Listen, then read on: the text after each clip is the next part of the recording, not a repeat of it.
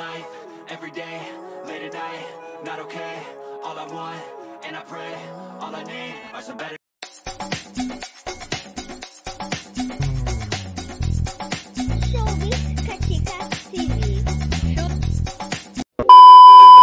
Hello mga kachika!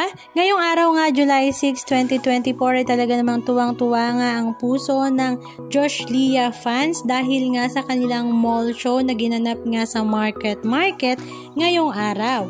Ito nga ay para sa kanilang comeback movie na Unhappy for You.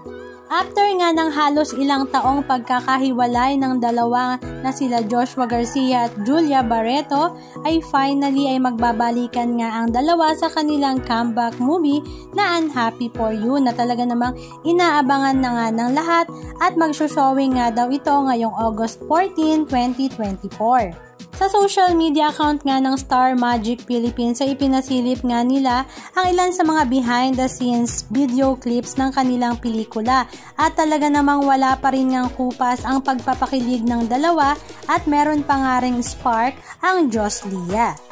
At ang kinatutuwaan nga ng lahat ay kahit nga may parehas ng magkaibang love life ang dalawa, ay talaga namang napaka-professional pa rin nga nila para sa pelikulang ito at wala nang makikitang bahid na galit sa isa't isa. Kasama rin nga pala sa pelikulang ito sila Kyla Estrada, Ketchup Eusebio, Aljon Mendoza at Bianca De Vera.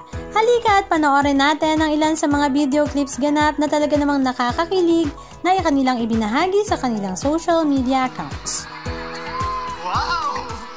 Kakanta na ulit tayo together. Ano bang meron sa'yo? Nakikita ka na. Tagal ang mundo. Pag-ulit ka, kahit na may iba. Pag-ulit sa aking matagurang mga mata. Wala akong takas na nakakalunong mong ganda. Ika nga. Tingnan mo lang ang aking sa aking wala nang iba. Andito ko hanggang sa lipat. Barreto! Ka. Sa totoo lang, hiningal ako doon. Para... Hinga muna. So, Wait lang, wait. yes. Okay, thank you so much. Thank you so much. Thank you so much. Kamusta kayo? Wow, na-miss ko kayo. Sobra! Hi guys! Excited na ba kayo mapanood yung pelikula? Manunood ba kayo sa August 14?